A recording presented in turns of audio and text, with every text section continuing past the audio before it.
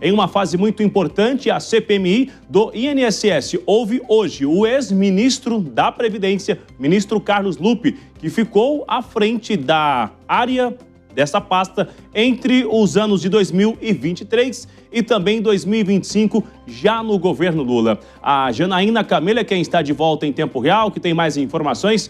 Esta reunião inicia hoje às 4 da tarde, Janaína, em uma semana esvaziada aqui no Congresso. Os parlamentares ainda não chegaram, outros nem vão vir porque é uma semana remota. O que esperar, então, desta reunião logo mais no Congresso Nacional? Pois é, né, Bruno? Calhou bem nesse momento, porque também foi de última hora que o presidente da Câmara, Hugo Mota, decidiu liberar ali os parlamentares para sessões remotas. Mas é exatamente na semana ali que tem uma oitiva, uma das mais importantes na CPMI do INSS, que é do ex-ministro da Previdência do governo Lula, do último do governo Lula, que é Carlos Lupe, né? Carlos Lupe, ele foi ministro da Previdência desde o início do governo Lula, ele só saiu em maio deste ano, exatamente logo depois da operação que descobriu esses descontos indevidos nas folhas de pagamento ali de aposentados e pensionistas, né? Dezenas, centenas de vítimas ali do INSS, só por isso que ele saiu do governo. Então, quem aprovou ali a convocação de Carlos Lupe foi o relator da CPMI, o Alfredo Gaspar, e ele disse o seguinte: quando ele pediu a convocação do ministro, ele disse que o ministro Carlos Lupe detém informações imprescindíveis para esclarecer quais as medidas que foram adotadas pelo Ministério da Previdência na gestão dele para combater essas fraudes, né? Lembrando, Bruno, que todos os ministros da Previdência desde 2015 foram convidados, não convocados, né, mas foram convidados a comparecer, a prestar esclarecimentos. Então, desde o governo de Dilma Rousseff, passando pelo governo de Michel Temer e o governo de Bolsonaro.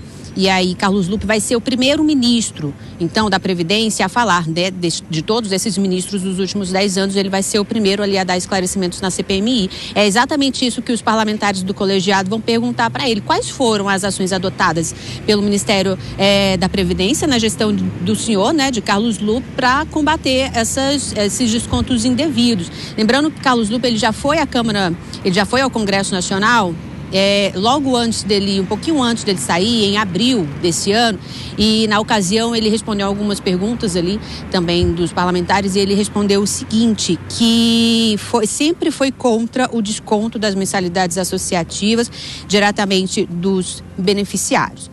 Bom, só para retomar um pouquinho como é que foi essa CPMI ao longo dos últimos dias, três autoridades já foram ouvidas na semana passada, entre eles, por exemplo, a diretora da Previdência e Benefícios da CGU, Eliane Mota, disse que uma auditoria da CGU identificou alta de reclamações, que comunicou essas irregularidades à Polícia Federal.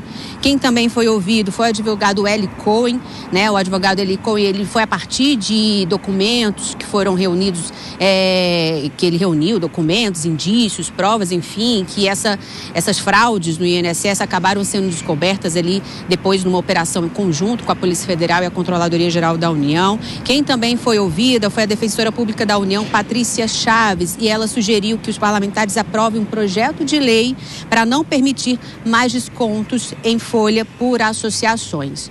Então, uma expectativa sobre esse depoimento de Carlos Lupe hoje, embora o Congresso Nacional esteja ali relativamente esvaziado, de fato.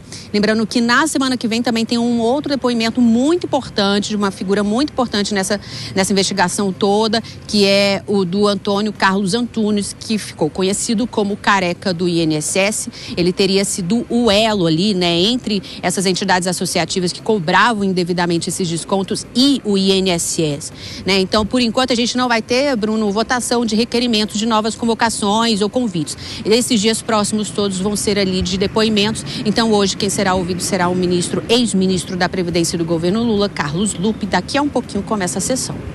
Com você, Bruno, Márcia. A gente vai acompanhar a Janaína. Muito obrigado pelas informações. Então, daqui 1h05 aproximadamente, inicia essa importante sessão. Quero ouvir as análises do Henrique Kriegner sobre esta CPMI esvaziada. Hugo Mota autorizou uma sessão remota a semana inteira, na verdade, e aí os parlamentares estão nos seus redutos eleitorais, julgamento também acontecendo, o Congresso esvaziado. Agora, é importante olhar no retrovisor. O ministro Lupe, quando estava ali para ser exonerado, teve uma resistência.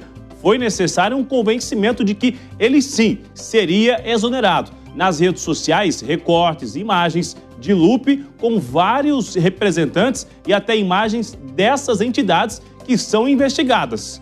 Há evidências de que tinham conhecimento e nada foi feito, Kriegner? Sim, existem, Bruno, e essas são duas principais perguntas que o ministro vai precisar responder na CPMI. Agora, a pergunta é se os parlamentares estarão presentes e terão condições de fazer isso, né? Muito estranho, como você pontuou, essa flexibilização toda diante de uma audiência tão importante para essas investigações. Primeira pergunta sendo, por que chegou uma denúncia até o ministro Carlos Lupi e nada foi feito?